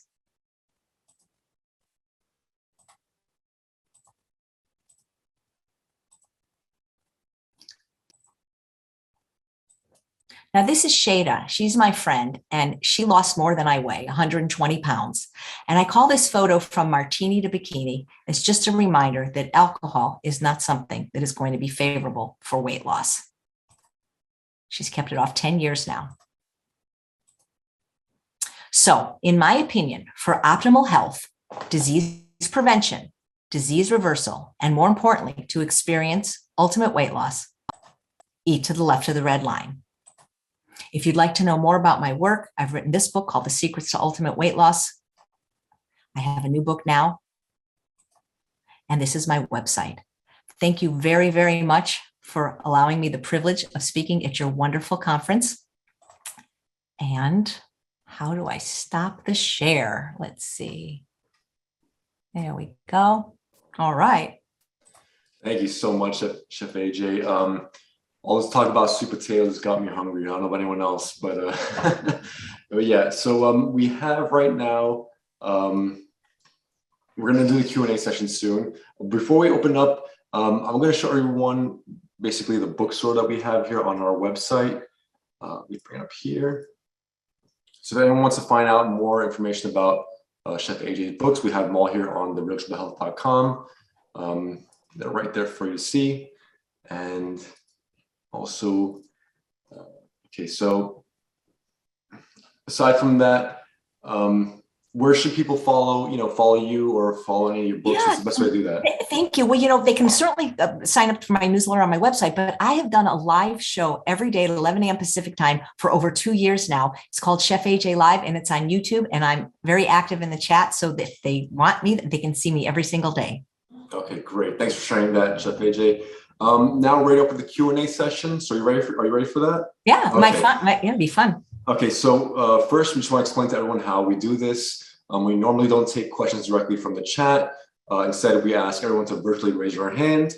If you're not sure how to do this, what you do is click on your reactions tab at the bottom of your Zoom window, then click on the raised hand function in the menu that pops up. We will then take questions in the order in which we receive them. When it's your turn, we'll unmute you and prompt you to ask your question. We ask that everyone keep their questions brief and on topic. And in order to give everyone a chance to get their questions in, we won't be taking follow-up questions. And with that, let's go ahead and get started. I already see some hands raised. Okay, so first we have Jonathan. Jonathan, please ask Chef AJ your question. No, I'm sorry, I raised it by accident. I'm just hiking. Thank you for a great talk. I have no Thank you. Thank you, Jonathan. You know what? I do have a question. Now that I think about it, you mentioned omega-3s and your test. What test? What is this called? Or can you ask your doctor to get this? My understanding is now you can even ask for it yourself, but you can certainly get it at Quest Diagnosis. This is called the fatty acid profile. I recommend you get the one where the phlebotomist sticks you rather than the finger stick test. I think it's more accurate, but it's fatty acid profile. Most insurance companies will pay for it. Thank you so much. Thank you. Appreciate it. Of course. Thanks, Jonathan, for that. Now, next we have Bridget. Bridget, please ask Chef AJ your question. Hi, Chef AJ. Hi. Great talk. I'm on your 21-day challenge. Oh, nice. And I just have a problem. I live by myself, so I can't blame anyone else for my environment. So my problem is I've got everything good, and then I'll just be walking around. I'm like, oh, I should just go buy that donut. I trick myself, and I think, oh, just one thing. So what is it how can I save myself from myself? Wow. Okay. So that's one of the reasons that when we do our programs, we give you a private forum in a group. That's when you reach out. When you think about other forms of addictive behaviors like drugs and alcohol, a lot of these programs have people, they're called sponsors.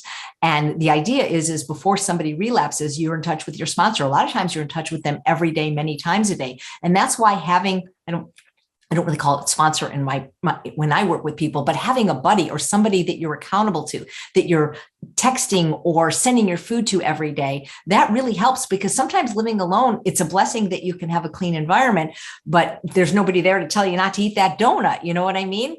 So I think reaching out to people would be a good idea, but also, sometimes we're really hungry, and, foods like donuts, high carb foods like that, they raise our blood sugar really quickly. So one of the things I tell people, at least people that I work with, is I make them promise. I don't say to them, you're never going to eat that again, or you have to promise never to do that. I won't work with you. But we make an agreement that before they eat something like that, something less healthy, they're going to eat something healthy first. And by healthy, I don't mean a plain salad or even steamed vegetables. I mean starch, because until people are willing to get enough of their calories from that satiating starch, be it the squash or the sweet potatoes or the rice, you're always going to have the munchies for these other foods. People are still so afraid to eat starch, but when you eat as much starch as I do, your belly is so full, your tummy is so happy that it makes these other foods less desirable. The thing is the more you cave to the crave and have your foot in both worlds, the more you're going to want those fruits. So it does take a period of abstinence from them for you to kind of forget how powerful those cravings are. There's things that you can do when a craving hits. For example, there's something called green powder that is basically just like dehydrated greens. And a lot of times, if you'll just mix that with a little water and drink it, like I talked about these thylakoids, they can help blunt the cravings for that, or even using essential oils. So like there's tricks that we have, but as far as how can I save you from yourself, you can't. You've got to reach out. This is where you've got to work with somebody. I didn't do this alone, by the way. I had the best coach in the world. I had Dr. Doug Lyle, and I still work with him whenever he gives me a session. So that's how you do it. You get a buddy. Thank you. Of course. All right. Thanks, Bridget. Next, we have Mary. Mary, you're unmuted. Hi, I have two questions. One is about salt. I go to an integrated medicine doctor, and she uses, there's an MD and there's a Chinese medicine doctor, and she wants me to have 2 teaspoons of salt every day. And I've never heard anybody else say that I should be doing that. But she gave me something the last time I was there, and it's talking about that we need sodium and chloride. So I want to ask about that, and also your opinion about oats and soy, because she was saying that I cannot get any oats or soy that don't have glyphosate, so I should stay away from both of them. Okay. So, all right. The second question I don't know the answer to, because I know that there have been speakers on this summit already talking about glyphosate that are the true experts in that.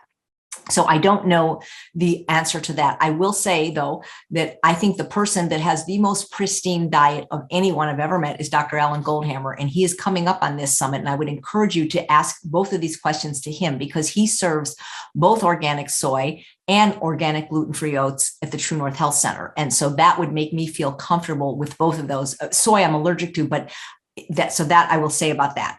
But you need more of an expert in that topic to know whether that's true or not. Now, as far as salt, yes, of course, we need sodium. It's an essential nutrient without which we die. And this would be a great question for Dr. Goldhammer, because my first question is, what is your blood pressure like? And are you wanting to lose weight? Because a teaspoon of salt has almost 2,400 milligrams of sodium per teaspoon. And I can't imagine anybody recommending double that, because that's already too much. You know, in terms of weight loss, is where sodium or salt comes into play is it's an appetite stimulant. And what the medical literature shows is that salt is such a powerful appetite stimulator that people eat, when they do salt their food, eat 11% more calories from food, which if you're trying to lose weight is not a good idea. And generally those calories are not healthful calories. The more salt you eat, the more salt you crave, and the more food you eat. And you can do this experiment yourself by taking a food that you might already like let's say, for example, I love rice, white, brown. I can eat it without anything on it. And then figure out how much you eat on a day that you're hungry. And then the next day, put some soy sauce on or put some salt on. And you're going to see you're going to eat way more food.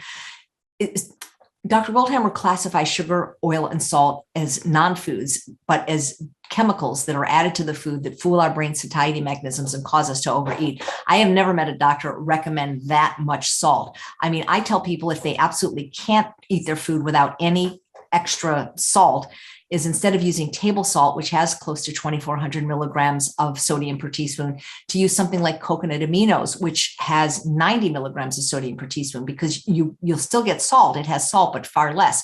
Or low sodium miso, which has many more health benefits, but only 110 milligrams of sodium per teaspoon. But to me, that sounds like an awful lot of salt, especially if you have high blood pressure or are trying to lose weight.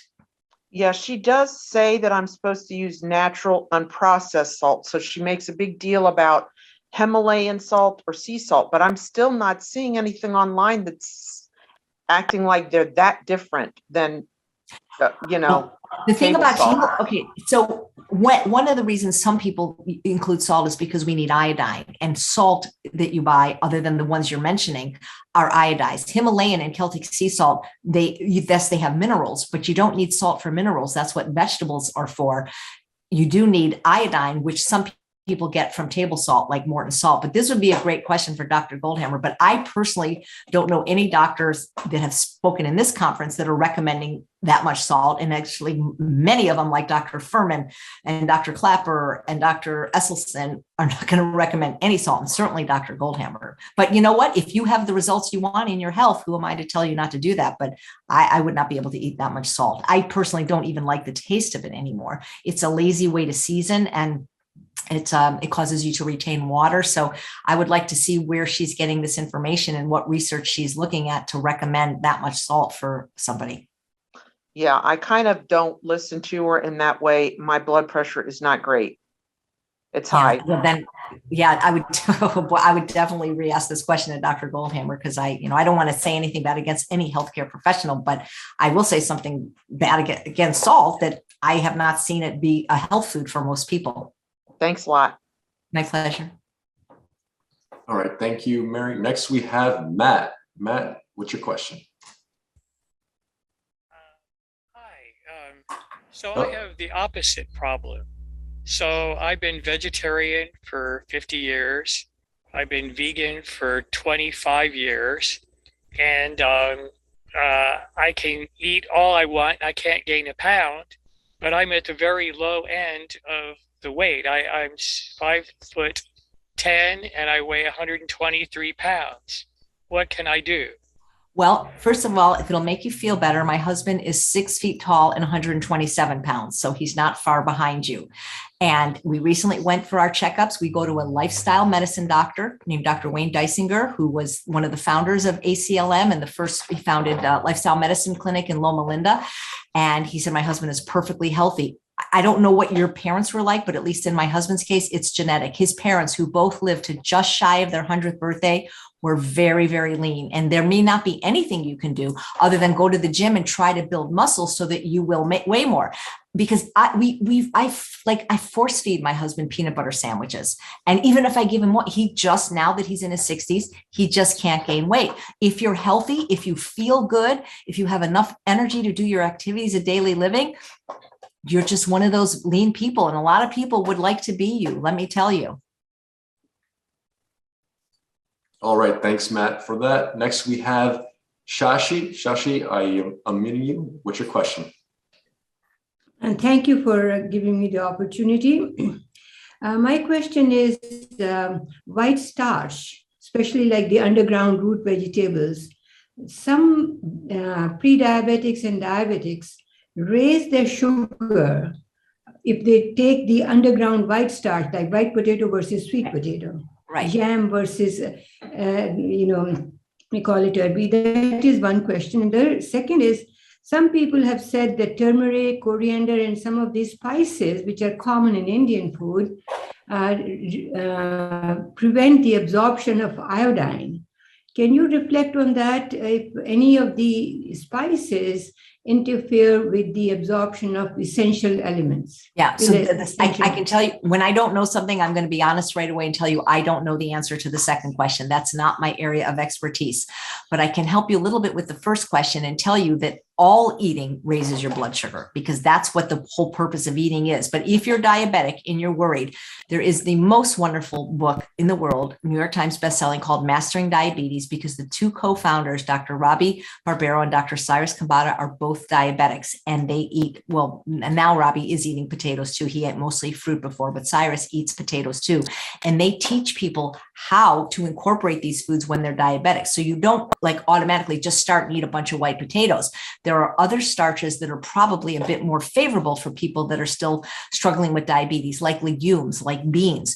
These have what's called a resistant starch and a second meal effect, but also you're going to want to, even when you eat potatoes, even when I eat potatoes, I don't just eat a potato. I'm eating with large amounts of other food like vegetables. So beans and greens could be very, very favorable for your blood sugar. And as your numbers continue to improve, because it's really the fat that causes the diabetes, not the sugar, it's the oil and the high fat part of the diet. But as you continue to improve and as your insulin resistance, as that gets better, you can learn to incorporate more of these foods more often, but it's not something that you can do as easily right away. And that's why working with a coach like Mastering Diabetes can be so helpful, because they walk you through it step by step, because they are diabetics and they really can help you eat this diet and reverse your diabetes, assuming it's type 2, not if it's type 1.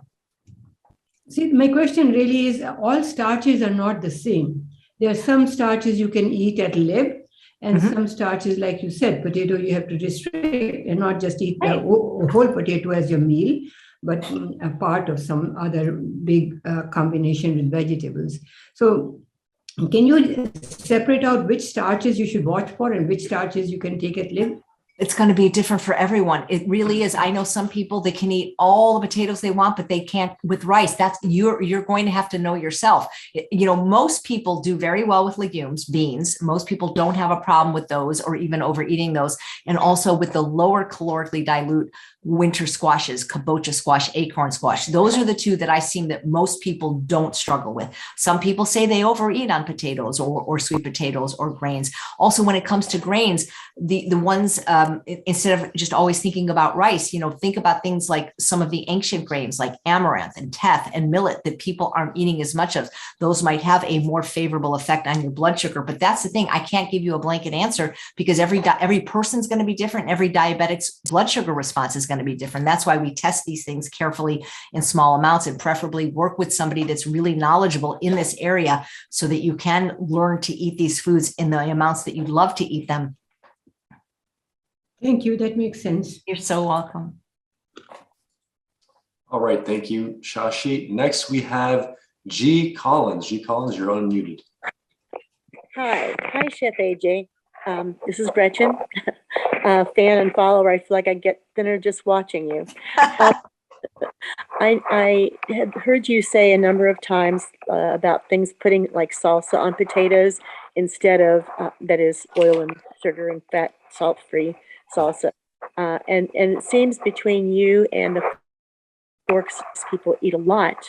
I mean, an awful lot of nightshade vegetables. You love to put peppers and everything. Have any of the doctors weighed in on any possible problems with having a lot of nightshades? Well, I think it's only a problem if you're sensitive to them. And so I really don't like it when somebody goes to a practitioner that does no testing and just says, don't eat nightshades. How can they know? So one of the things a person can do nightshades, by the way, are things like potatoes, the tobacco is a nightshade, the tomatoes, and which would, like, I don't know how you live without tomatoes and potatoes because there's no barbecue sauce there right there. There's the eggplant, I think, is a nightshade, isn't it? And bell pepper, if I'm not mistaken. So, but the main thing is sweet potatoes are not nightshades, but regular potatoes are. And so one of the things a person can do to see if they are sensitive to a particular food, because even if you were to undergo extensive allergy testing, which I actually did because I do have multiple food allergies, including dairy, soy, and black pepper. I went to like the best immunologist at UCLA, and he always said to every patient, the proof of the pudding is in the eating. And what he meant by that is my tests, you are a more reliable predictor than my tests. And so he would have people do a food challenge or like an elimination diet. And there's one outlined for free on Dr. McDougall's website where you can do this elimination diet and then you slowly and carefully add these foods back. You can't really know you're sensitive to nightshades until you stop eating them and then you add them back. And the thing is why would you tell somebody to avoid all nightshades if, for example, maybe they're only sensitive to one? You're cutting out enormously delicious and healthy food groups. So the best thing I can suggest is to do a challenge, a food challenge or elimination diet, because nightshades are like, I would not be able to live without a tomato and potato, because then I couldn't have French fries with barbecue sauce. So don't give up on foods until you know they're really problematic for you. Okay, I mean, I've heard that, they can exacerbate arthritis and. Yes, they can, but not everybody is sensitive. You absolutely are right. So that's why you stop eating them and then you introduce them one by one. Okay, thank you. Yeah, of course. Okay, thanks, Gretchen, for that, and thank you. Let's see, we have Honor. Honor, you are unmuted. I believe I am. Can you hear me? Yeah, we hear you. Okay. As a beginner to all of this, you've taught me an enormous amount that I've not heard before, especially going left of the red line. Can I use that quote on a t-shirt? Yeah, absolutely. I used to have these. I don't have them anymore, but I used to have these bracelets. Yeah, I'm going to have a t-shirt made this week then.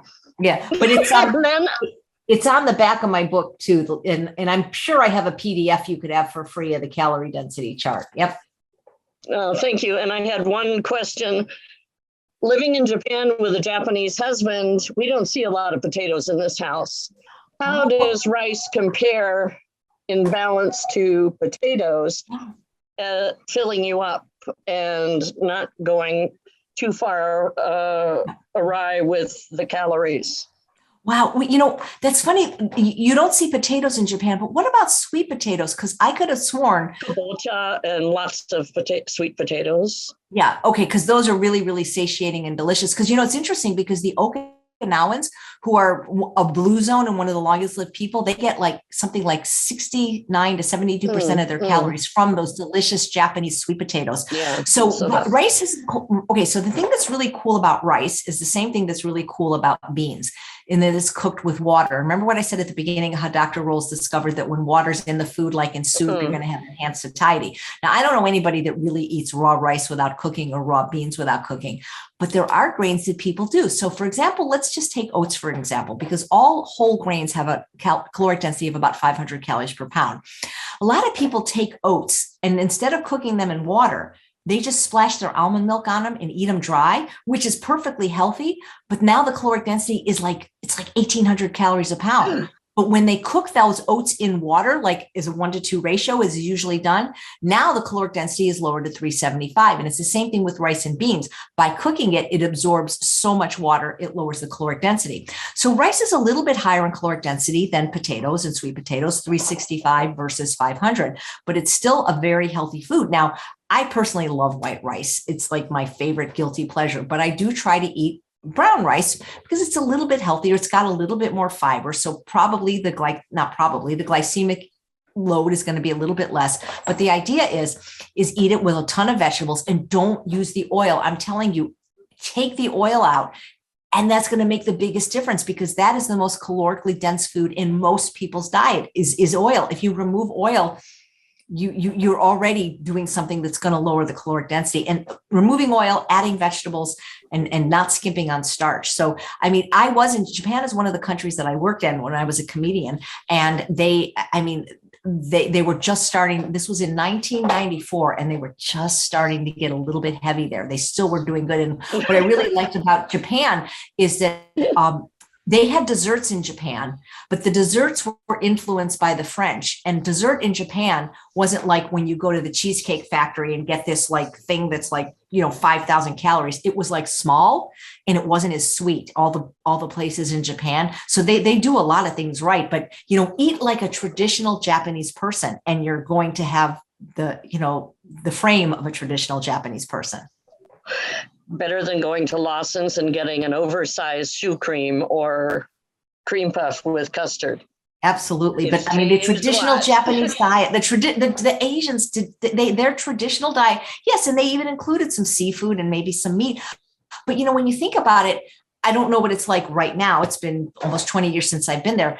The meat was the garnish. The fish was the garnish. It was basically rice and vegetables. It was steamed rice, whether it was white or brown, and tons of vegetables. And even if they used oil, it was minimal. That was their bulk. And then the condiment, the meat was the condiment. The oil was the condiment. Now the oil in the meat is the mainstay, and the vegetable in the starch is the condiment, if it even appears at all. Things have changed a lot in the last 20 years. Absolutely. But you've helped me immensely. Well, thank you. I appreciate it. I appreciate hearing that. Thank you. And if Thanks, Honor. Great question. Next, we have Ainsley. Ainsley, you are unmuted. Hi, Chef AJ. Question. Vegan now 1 year, 8 months. I am getting scared in terms of organic versus conventional. Now, I know we are told, go organic, go organic, go organic.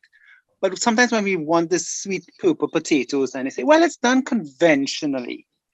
What is your take on the conventional foods that we sometimes have to cook? And I don't know if you may know, or maybe another doctor that's coming up on the conference, when these farmers, these naughty farmers, use their pesticides and herbicides and fertilizers, does it go into the vegetable or fruit? Okay. The person that can answer this question is a wonderful plant-based doctor who is also a regenerative farmer in New Jersey named Dr. Ron Weiss. And I know I interviewed him on this, and I know that interview is on my YouTube page. So I don't know the full answer to your question, but I want to tell you a few things. I don't eat a 100% organic diet. And it's not because I'm trying to prove a point or that I can't afford to do it. I live in the real world and I go to people's houses and not right now, but I traveled for years. And so while I do think organic is better when you can afford it and it often tastes better and you're supporting the kind of practices you want to support, I think that when you eat produce, fruits, vegetables, whole grains and legumes, even conventional, it is still much superior than eating processed food and animal products that are organic. So there's a saying that I've often heard, which is do your best and bless the rest. And, it's interesting because I just interviewed a man named Dr. Nathan Bryan, who's a leading expert on nitric oxide. And he was saying that when they tested vegetables from different parts of the countries, that sometimes the conventional ones were better in terms of nitric oxide production. And so we've kind of messed up this planet, like, and so what we've done to the soil, there've been documentaries about that, like Need to Grow. Unless you grow all your own food, you're just going to have to make the best choices. And I would really encourage you to go to Dr. Greger's website, nutritionfacts.org. Yes. Oh, yes. He talks about how it's, yes, you know, it's very difficult to be perfect 100% of the time. So you do the best. And I think that when you adopt a plant exclusive diet to any degree and not have the other stuff that's making people sick, you're going to be a far cry ahead. You know, it is very hard to be perfect in an imperfect world, but do your best. And I think that there's always going to be a benefit from eating fruits and vegetables other than ones that are deep fried than not eating them, even if they're conventional and even if they have a little bit of salt on it, because I think that eating plant food is so much more important. But, you know, there's things coming out now where people are growing their own things like hydroponics. And I you know, who knows what the future technology will be, but I know that I don't eat 100% organic. And, so far, I'm okay. And finally, in your career as a chef, have you ever reached that breaking point where you heard a story and you had to stop what you're doing and shed a tear and said, oh, only if. Have you ever had that moment? Because for me, it did. You mean like somebody that didn't get the information or somebody that did? I mean, in your career as a chef, because myself, I'm a school teacher, and sometimes we hear the horrific stories as a school teacher. For you as a chef. Yeah, well, you know, I remember there was a really fun television show on the Food Network, and this was the title. I'm not calling them fat. It was called Two Fat Ladies. And and at least one of them died from, you know, that being big, you know, and you see a lot of the chefs on the Food Network now, like getting heavier and heavier, like Mario Vitali and Emeril Lagasse. And I think like, because Emeril, I've always loved his personality, and, you know, he's younger than me. And, you know, so sometimes when I see chefs like that, I'm like, you know what, you can still be an amazing chef and make food that will make you better and make the world and the planet better. So, but I don't think chefs want to hear from me, you know, because you know what, sugar, fat, and salt sells. I mean, that's what the restaurant business is. That's what the processed food industry is. And so it's going to take a gargantuan change in the way people look at food for this kind of food to be popular with chefs, because a lot of times the chefs really don't like vegans in general because we're so difficult. But I mean, you know, the vegan part they're getting now, but tell them no oil, and it's like they look at you like you're from another planet, you know, because that's all they know. It's not their fault. It's like, it's not a doctor's fault that they don't know about nutrition because they're not taught it in medical school. And it's not a chef's fault that they only know how to use sugar, oil, and salt, because I went to culinary school too, and that's what they're teaching. True. Thanks a mil, chef. Thank you. Thanks a mil. Thank you. Okay, great question, Ansley. Now we have Daria. Daria, ask your question. Hi. Oh, Chef AJ, I watch you all the time. Well, Matter of fact, I listened to you in your regular YouTube show earlier today. That was wonderful. Now she was inspiring. Yeah. Yeah. Yes. I'm not that young, so yeah, that was inspiring. I have a question about, I'm going to be doing a Mary Mini, and I'm seeing some people all of a sudden, or even they're just doing just potatoes. And I want to get an initial amount of weight off quickly, just for, I guess, motivation.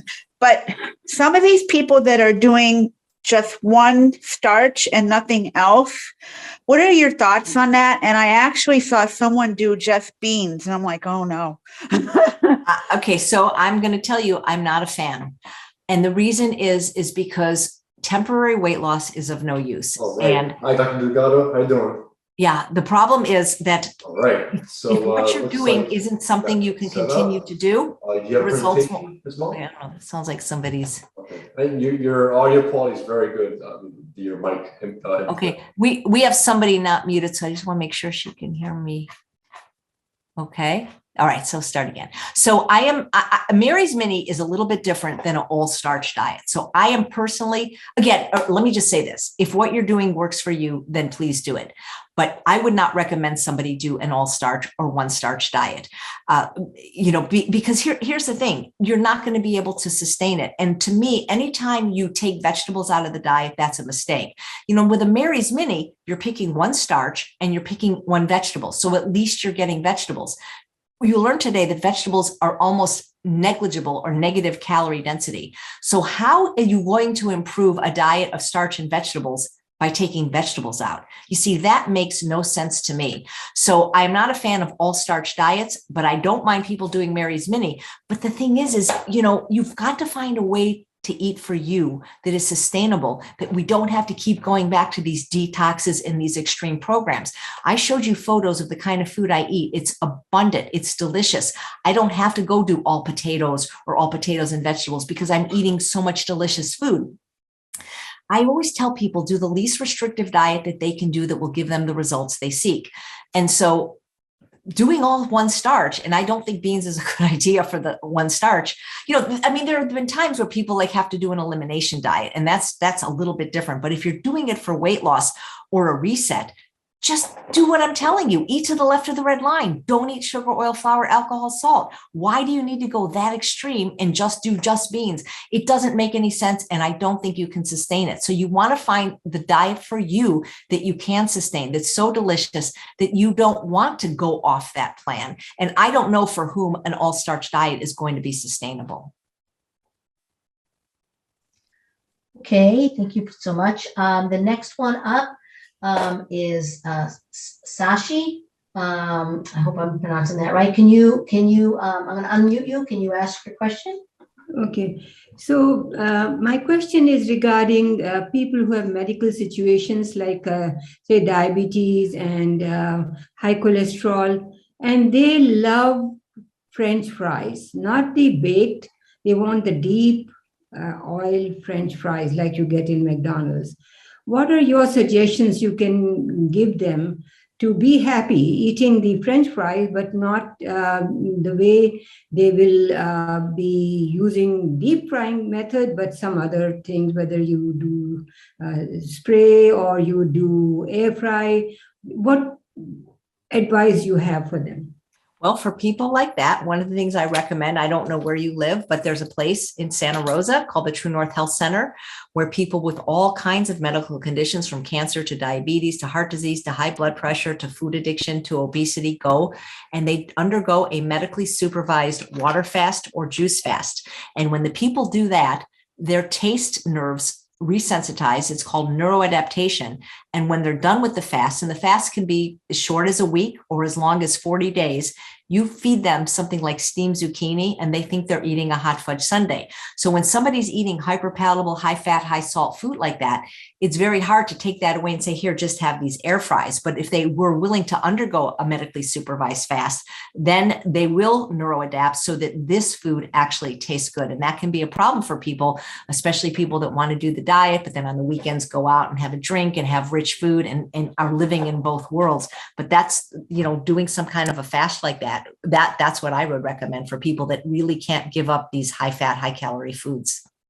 Now, that's a good suggestion. But say, for example, you were asked to serve French fries, but with the lowest fat that you could make, what method you would choose or recommend? Well, so the way I make my fries, I have an air fryer. It's called a Breville. And one of the tricks that I use is I cook my potatoes first, because I find that when you cook your potatoes and then refrigerate them, it changes something about the resistant starch so that when I air fry them, they're even crisper. Now, I personally don't use any salt, but a lot of times when people miss the fat, it's what they're missing is the calories, the calorie density. And so someone like that probably would not like a fry without any salt, but they might like an air fry if it has salt on it, if it's crispy. But again, fat is so addictive for so many reasons, and the high caloric density is just one of them. It is hard to get people at first to go from a higher fat diet to a lower fat diet. That's why a lot of people I work with are eating very healthy, but they can't give up the nuts and seeds and nut butters, because remember, the higher the caloric density, the more dopamine. And if you're stressed in life and you're not exercising, you're always going to seek those foods. So unless somebody's willing to deal with why they are so stressed and why they need to have all that dopamine, just giving them a substitute of a lower caloric density, I don't think it's going to work for a lot of people, So if you don't boil them, but you bake them and then make the fries, would the caloric density be lower, like in boiled? It's actually, believe it or not, it's not significant, but it's actually a little higher. because when you cook the potato, you're actually taking the water out. So you're actually slightly raising the caloric density. It's not so significant that I would warn people not to have it, but you actually are raising the caloric density when you air fry or when you dehydrate because you're removing the water. And similarly, in another starch, for example, white rice, if you love white rice. I love white and rice. Should you boil it in larger amount of water and drain the water out and reduce the starch content? I think you're talking about negligible caloric density differences. I eat the microwave Trader Joe's organic white and brown rice. I love that. I like my rice in a rice cooker. I find that is the perfect ratio because whoever invented rice cookers figured it out that it's foolproof every time. Because I don't think you want to add more water because then the texture can change when you're adding so much water, right? So I wouldn't worry about those things as much. The things that I tell people is get rid of the animal products, especially the dairy, get rid of the oil. If you can just do those two things, you're really on your way to better health.